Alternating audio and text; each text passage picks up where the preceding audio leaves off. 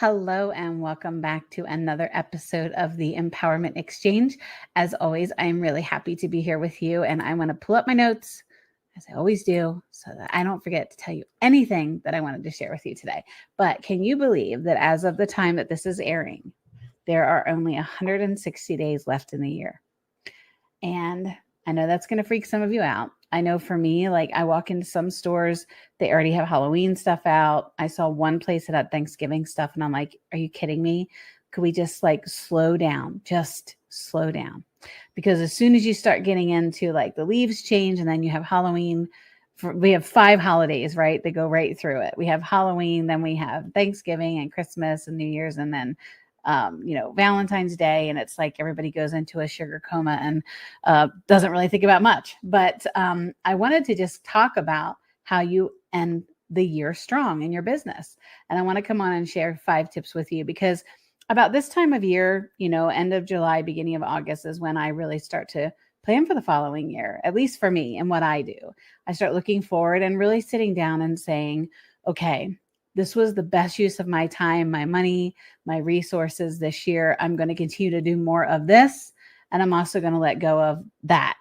And I think it's for you, if you're a business owner, you start sitting and you're looking at the end of the year. And I can tell you that as soon as, kids are going to be back in school here shortly in Georgia, I'm sure, and a lot of other places as well. So parents will kind of fall back into a natural way of life, it seems, once your kids go back in school. If you still have children that are in school, I know for me it did. It kind of changed during the summer, the dynamics of it. And then it seems as soon as they went back into school, then you got hit with all of the fall and then the holidays, and you really do start to check out.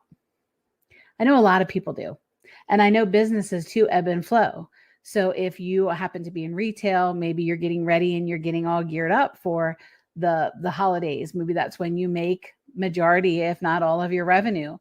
And then if you're somebody like me who's in finance and coaching, there's lulls that kind of you ebb and flow in your financial career where people are paying attention to their money more so than the other. And then others where, like right now, this is kind of a lull, at least in my financial client family, is a lot of people are out traveling and they're doing stuff with their grandkids, or they're just taking time off. So they're not as engaged in conversations about their money. So I can tell you in my own business, as far as the financial side of things and the consulting side of my world, this is kind of where it kind of lulls off. And then it comes back up again right around October, obviously, because, of all the different things that have happened financially in October. And then we're heading into an election cycle. So it'll change. And then in the coaching side, though, my coaching business is pretty consistent throughout the year, because people are always going through transition. So as you're taking a look at your business, as I'm taking a look at my business, I'm going to just share with you 5 tips just to keep in mind so that you can focus and finish really strong with your business. So as the year draws to a close here in the next 160 days, it's crucial to maintain focus and momentum in your business. The final quarter can be a game changer, setting the stage for a successful year ahead. And here are 5 steps with some actionable things that you can do to help you stay focused and finish the year strong. The first one, just make sure that you are kind of checking back in with your goals. The goals that you had set out for yourself for the year for business, I think you really need to sit down and you need to look at them. How have you reached those goals? Have you gotten closer to those goals? Have you achieved them? Have you completely surpassed them, which would be amazing, but sit down and reevaluate where you are with your goals. And then realizing between now and the end of the year, this is the amount of time that you have. This is the amount of time that you work, whether you are serving clients in a service capacity, if you happen to be somebody who has a retail business and you have customers as opposed to clients, and you're maybe continuously working all the time, 24/7, if you have retail products that you're doing, sitting down and looking at, okay, if I want to increase sales, or my goal was to increase sales by 20%, where am I at in all of that? And if you haven't quite reached it, then sit down and break it down into weekly, and even if you can, daily sale targets. Because I can tell you, I know at the end of the year how much revenue I wanted to make, backing that into my client relationships and my coaching programs, how many programs I needed to have people come through, how many clients needed to come through my business. So you can sit down and put pen to paper and figure, okay, I want to increase my sales by X amount. And to do that, it needs to be a weekly goal of this, and it needs to be a daily goal of that, and break it down to the number, because then when you can see it in black and white, it's easier for you to relate and understand, like, these are my numbers. This is what I have to do to reach my goals. And then track your progress. I'm sure you've been tracking your progress, or maybe you just started to get into a really running your business like a true business and paying more attention to the strategies and the business plan. And if you are, and you're new at this, and this is the first time you're really tracking your goals, I can relate. I didn't start tracking mine until, like maybe a couple years ago. So I'm right there with you.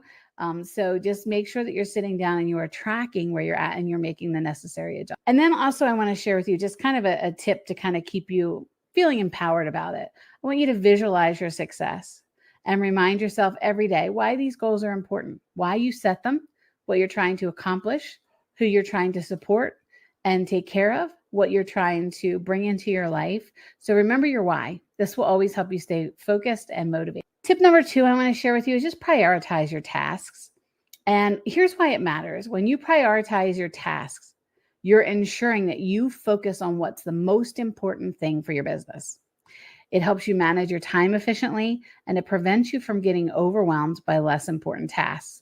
And I want to talk to you. I don't know if you've ever heard of the Eisenhower Matrix. I heard of it a few years back, and I used it pretty faithfully for quite a while. It breaks down your tasks into 4 quadrants or 4 categories: urgent and important, important but not urgent, urgent but not important, and neither urgent nor important. So let me read them to you again. So let's go over these categories one more time. Urgent and important, important but not urgent, urgent but not important, and neither urgent nor important.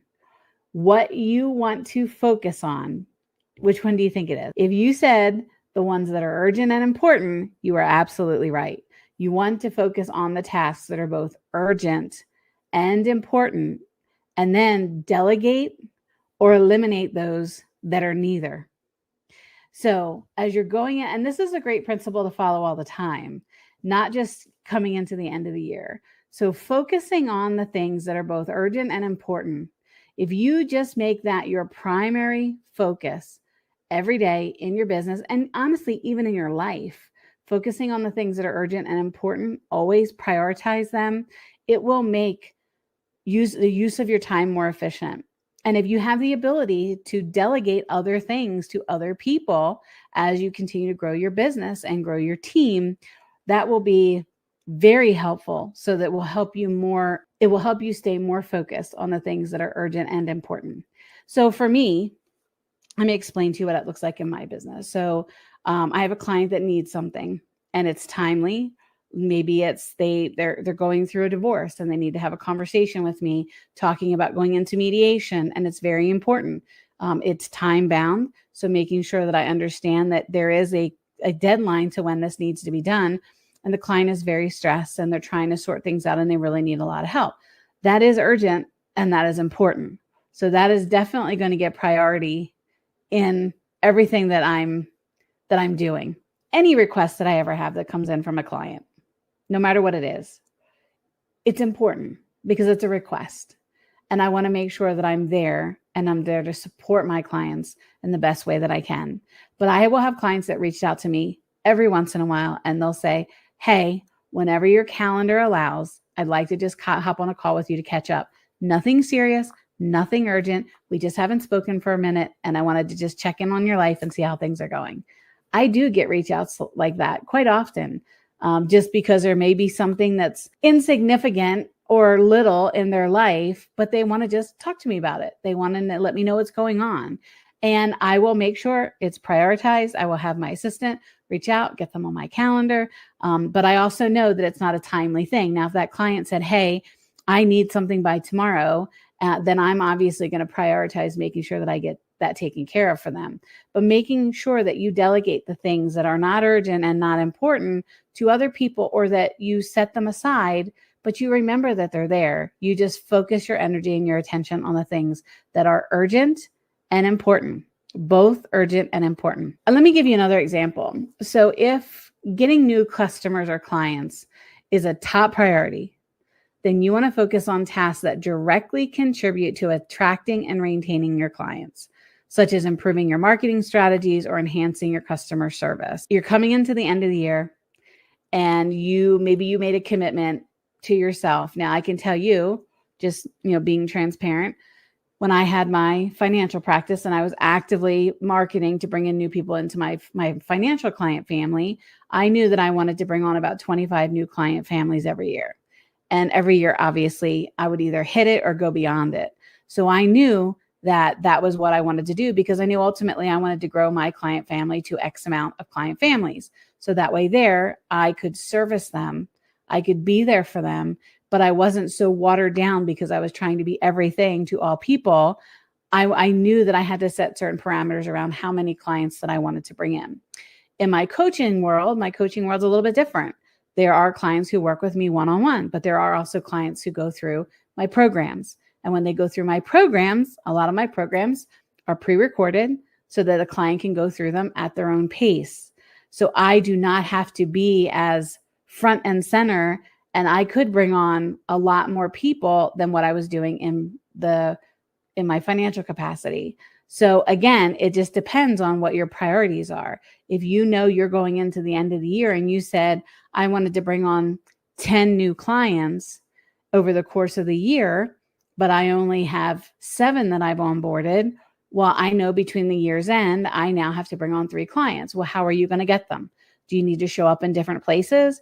Do you need to be doing more social media marketing? Like, how are you going to get in front of them? So making sure that you can sit back and look at, okay, here is what it is that I'm trying to accomplish, and set some parameters around that. Third thing I want to share with you, which is really, really important and can be really hard, especially if you work from home, that is eliminating distractions. I know for some of the parents who are going to be listening to this, some of the moms, the kids are getting ready to go back into school, so that will make working from home a little bit easier if you're somebody that works from home. But eliminating distractions is so important, because it really does take your energy, takes your attention, and puts it not in the wrong places, but it distracts you from what you're trying to accomplish in your business. So you have to identify what those distractions are and find ways to eliminate them. This could mean maybe you have to set specific work hours if you work from home, and you're setting them either, and maybe you don't have kids, but you have a good work-life balance like my husband and I do. All of our kids are grown. So, but we have it to where, he starts working at 7 a.m. We're both finished by 5:30. That is our work-life balance. We don't work weekends, and the times outside of the times that we work are very important and very sacred to us. So we know these are our specific work hours. Now, I do have clients across the world.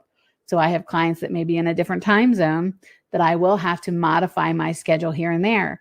But I also know when that's happening, and it doesn't happen all the time because I'm very protective of my time.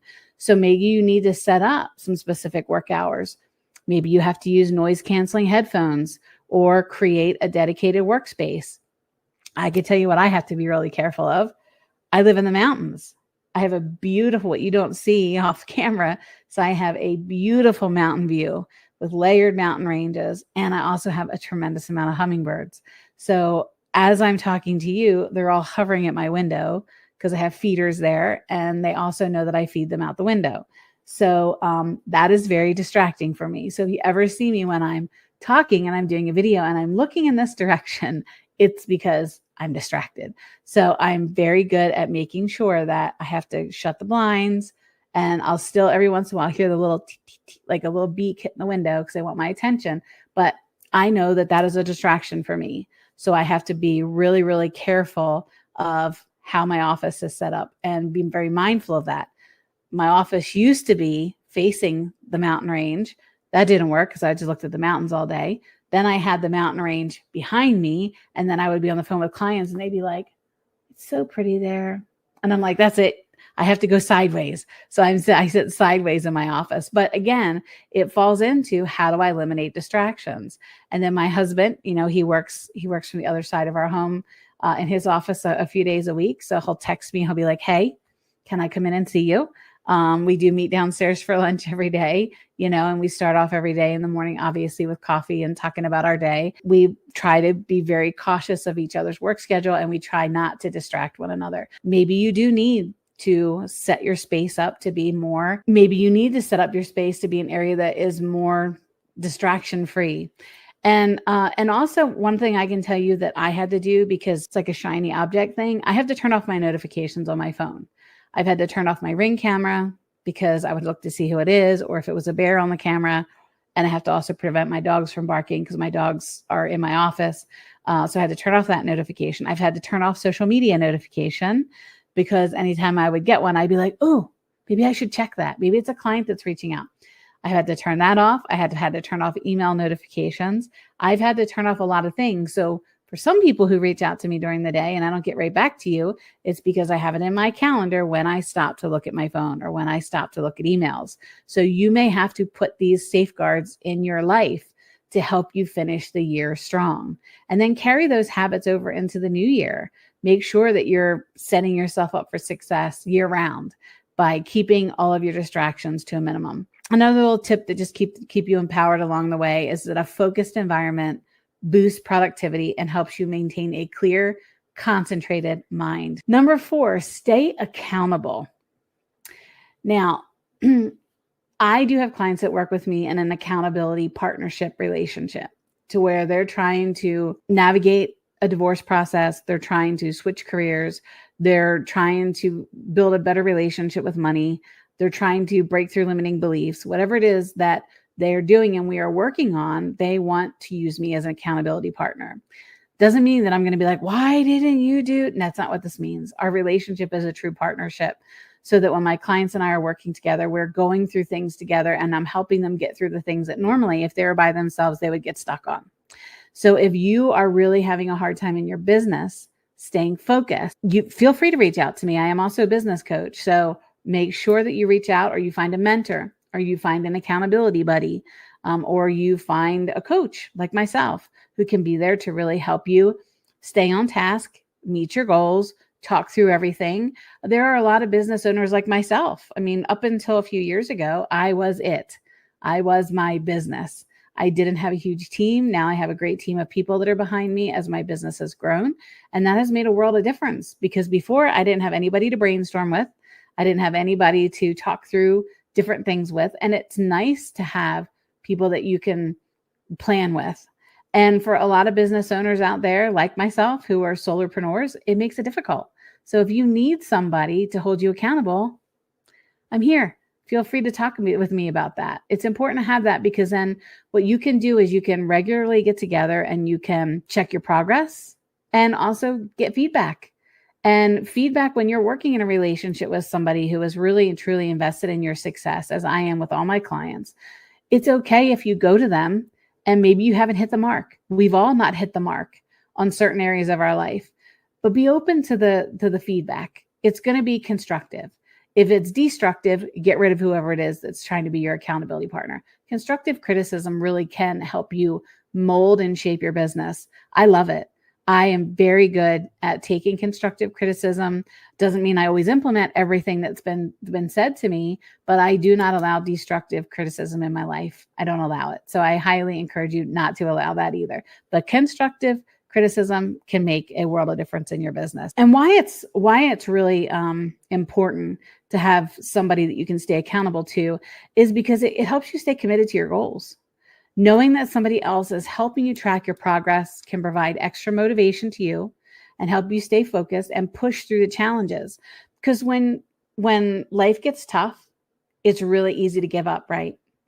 But if you have somebody there who's like, listen, I've been there, I feel you, I know this, this is something that's normal. It happens all the time. Businesses ebb and flow, but I guarantee if you just stay at it, you're going to get through it. And the other side is going to be a beautiful thing to see. It's important to have somebody who can carry you and lift you up and help you as you go through those things so that you don't give up. Because there's times that when you'll be very confident and you believe in yourself and you're out there and you're just, chopping away at things. And then there's times where you'll hit something. Sales may go down. Clients may not be seeming to work with you. There may be things that happen, and they will happen. It's not if, it's just when it's going to happen. And when you have somebody there that can talk you through it and can encourage you and when you have to borrow their belief that you're going to get through the other side, it's good to have somebody there, who's been in your shoes, who may actively be in the same shoes as you and helping you get through it. So it's important to have somebody that you can stay accountable to. Probably the most important thing in all of this is that you have got to take care of you. You have got to take care of your mental, your physical, your emotional health. It's so important. And I know in almost everything that I talk about well-being, taking care of yourself, self-care, but it's so important. If you are not right, if there are things going on in your life and you are not emotionally, mentally, physically feeling supported and feeling healthy, everything else really doesn't matter, because you have to be the priority in your life. You have to make sure that you are equipped and healthy enough in all aspects to continue to press forward in your business. In order to stay really focused and positive, then your mental and physical well-being are crucial. They're really important to make sure that you stay healthy and that you stay focused and you stay active and productive. Ensure that you are allocating time for self-care, exercise, relaxation. Schedule short breaks throughout your day. I have an Aura ring. I've had it for 3 weeks now. I love it because I'll get a little note and it'll say you need to get up and stretch your legs. It tracks my stress level. It does all those things because it's important to me. And I'll also know, like, hey, I didn't go to bed early enough yesterday. I didn't get the hours that I need to feel relaxed and recharged throughout the day. So it allows me to modify my own personal behaviors. Yesterday, I realized I didn't have any caffeine all day long. And I couldn't realize why, like 8 o'clock last night, I had a headache, and I never get headaches. Unless I have a cold, I never get a headache. So I'm like, oh my goodness, I had to check in with myself, and I looked back and I'm like, oh, well, I didn't hit my water goal yesterday. And I allow myself to have 1 cup of coffee a day. And I made a decaf cup of coffee yesterday. And that was how I started my morning. And I'm like, why am I feeling so tired? And why do I have a headache? So I had to sit and reevaluate, where did I kind of go off that I normally do, and realize I didn't hit my watermark. And I accidentally pulled out a decaf pod instead of a caffeinated pod. So they're just like little things that about my health I'm very in tune with in my life. And there's things in my life about my health that I want to improve, but I'm working on them. But as I'm working on them, I'm supporting myself as I am now. I'm loving on myself as I am now. I'm being available and I'm present for myself now. And you need to do the absolute same thing. So make sure that you're scheduling short breaks throughout the day. You're taking time to stretch and meditate and walk around. Regular exercise and a balanced diet is very important for focus and for energy levels. And I start every day in affirmations, stand in front of my mirror in my Wonder Woman pose, and I tell myself how great the day is going to be. And I tell myself how wonderful I am. And I do that every single day. And there's days that I wake up in the morning and I do not feel good. And I still stand there and I still try to find the same energy and I still believe everything that I say. And then I go from doing affirmations into my office and I do about 5 to 10 minutes of meditation. And that's how I start my day every single day. Because my well-being, me being grounded, me being mentally present and showing up every day and staying focused on the things that I need to accomplish is very, very important. And if you're not taking care of you, nothing else that I've ever said to you matters. You need to be the number one priority in your life. As you're getting ready to finish out this year, and I know you are going to finish it out strong, I want you to share with me what you're accomplishing and the goals that you're reaching, because I want to be able to celebrate with you. And when you finish the year strong in your business, you feel overjoyed. You feel very successful. You feel so ready to charge into the next year and just, double and triple what you're doing. It's really important.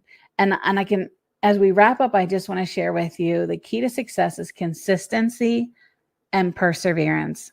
When you stay committed to your goals, you're going to end the year on a high note, ready to tackle any new challenges, any new opportunity that come at you in the following year. Again, just quick recap without getting too into the weeds. the 5 ways to stay focused and finish the year strong in your business. Set clear, achievable goals, prioritize your tasks, eliminate any and all distractions, stay accountable, and take care of you, because you are the most important person in your life. Thanks for letting me pop in on this Wonder Woman Wednesday as usual.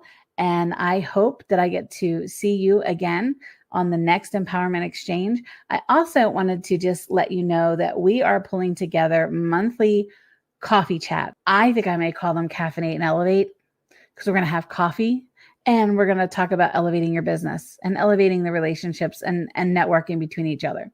So if you're interested in being a part of that circle, please let me know. Just put the word coffee below, and either I will send you information about it or my assistant April will send you information about it, because we would love to see you at our coffee chat so we could talk about what's going on in your world, in your business, in your life, and figure out a way to best support you. So have a fantastic Wonder Woman Wednesday, and I will see you for the next Empowerment Exchange. Bye, Sheroes.